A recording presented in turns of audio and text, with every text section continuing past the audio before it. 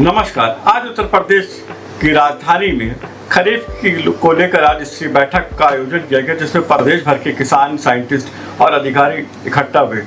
लेकिन इस मौके पर जहां मन से किसानों के बारे में ये कहा गया कि किसान अपनी बातों से पलट जाते हैं या यूँ कहा जाए कि धोखेबाज हैं, इसको लेकर आए हुए वहाँ पर किसानों के अंदर रोष जाग गया और उन्होंने सरकार के खिलाफ नारेबाजी करते हुए अपनी बात को कहा कि सरकार में बल्कि जो लोग हैं वो धोखेबाज हैं, किसान नहीं धोखेबाज है।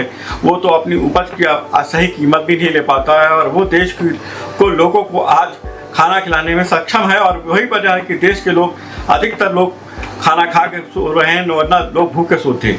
उन्होंने कहा कि बल्कि ये कहा, उन्होंने आरोप लगाए कि जो विभाग हैं उनके अधिकारी और किसानों के बीच में कुछ सांठगांठ है, जो उनके द्वारा संचालित गैंग है, जिनके माध्यम से किसानों को दी जाने वाली बड़ी राशियां वो अधिकारी और वो गैंग जो है खा जाता है और उसका ठीकरा सारे किसानों के ऊपर फोड़ा जाता है।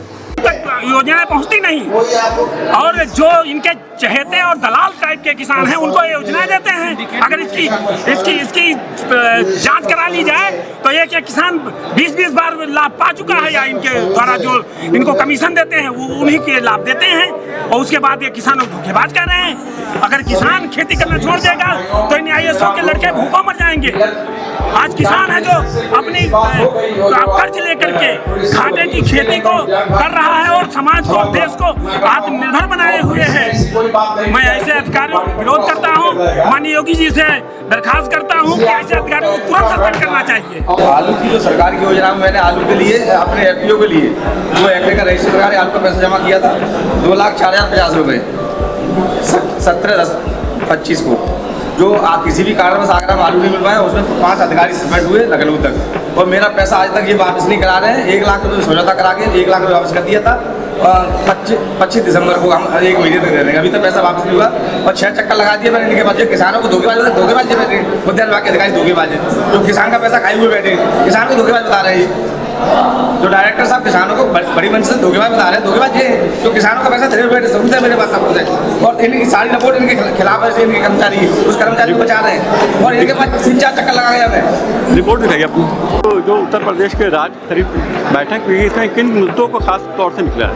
देखिए, जब खरीफ का सीजन आता है 2 बैठक गोष्ठियाँ हम करते हैं, खरीफ में और रबी में। तो खरीफ स्तरीय जो गोष्ठी है वो आज इसका आयोजन था। उसके साथ साथ राज्य स्तरीय गोष्ठी के साथ साथ जो लखनऊ मंडल है उसको भी सम्मिलित किया गया है।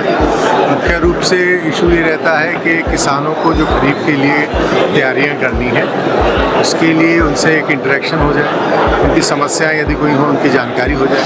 जो किसान विशेष रूप से अच्छे कार्य कर रहे हैं उनके बारे में अन्य किसानों को जानकारी हो जाए। जो टेक्निकल सेशंस हैं उनके माध्यम से हम नई जानकारियाँ उन तक ले गए, क्योंकि खेती के अंदर जब तक नई जानकारी नहीं होगी, नए तरीके से परिवर्तन करके खेती नहीं करेंगे, तब तक बहुत ज़्यादा परिवर्तन आने की उम्मीद नहीं होती है। तो प्रयास ये है कि खेती को नए ढंग से किया जाए। तो सर, लगातार किसानों की आमदनी दोगुनी की बात की जाती है, लेकिन किसानों की आमदनी प्रोडक्टिविटी कास्ट लगातार बढ़े और क्योंकि इधर इंटरनेशनली जो हालात हुए जिसकी वजह से आप देख सकते हैं कि यूरिया वगैरह की जो खाद है उसकी कीमतें 2 गुना बढ़ रही, तो इसको कैसे किसान की उत्पादकता में असर पड़ेगा? देखिए, अभी तक तो जो सरकार है उसके लेवल पे यूरिया की या किसी भी उर्वरक की कमी नहीं है और निरंतर जो भी उपलब्धता है वो सुनिश्चित कराई जा रही है। तो सर, जो आगे की स्थिति है उसके लिए भी सरकार तैयारी कर रही है कि किसी भी तरह से रासायनिक उर्वरक की कमी ना है। लेकिन जो आह्वान प्रधानमंत्री जी ने किया है और मुख्य रूप से देखिए, वो हम लोग पिछले लगभग 1.5 साल से मैं विभाग में हूँ, हम लोग तब भी कह रहे थे कि रासायनिक उर्वरकों की इस्तेमाल हम लोगों को कम करना होगा, क्योंकि ओवरऑल जो इसका इम्पैक्ट है वो बहुत नेगेटिव हेल्थ पे जा रहा है। तो उस चीज़ के लिए पुश हम अभी भी कर रहे हैं। जो ग्रीन मैन्योरिंग है उसको भी हम पुश कर रहे हैं, तो वो पुश हमारा कंटिन्यू कर रहा है, लेकिन किसान को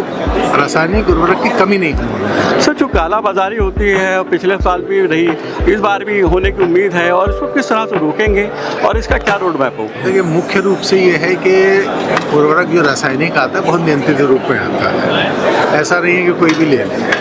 आप उसके अंदर जो हमारे डीलर हैं यदि वो ही कहीं इसको दाएं बाएं करेंगे तभी कोई दिक्कत आएगी। तो धीरे धीरे जो हम लोगों ने इसका पोर्टल बनाया है उस पर एक एक बोरी जो बिक्री होती है वो किसको खरीदेगी वो भी हमें पता है। तो जिन जिन जगहों पे शिकायत आ रही है या जिन जगहों पे हमको बिक्री ज़्यादा दिख रही है उसका हम चेकिंग करते हैं। फिर जाके किसानों से भी पता करते हैं कि उनके पास जितनी ज़मीन थी उसके हिसाब से उनको खाद मिली है कि नहीं मिली। कहीं ऐसा तो नहीं है किसी एक आदमी के पास ज़मीन नहीं है और उसको खाद ज़्यादा बेचकर उसको डाइवर्ट कर देंगे। तो ये चीज़ हम लोग बीच बीच में चेक करते रहते हैं और इसकी वजह से जो ओवरऑल कंजम्पशन हमारी रबी में रही वो लास्ट ईयर से कम रही और आशा है कि शायद इस साल भी उसी तरह का कुछ इंडिकेशन हम लोगों को मिले।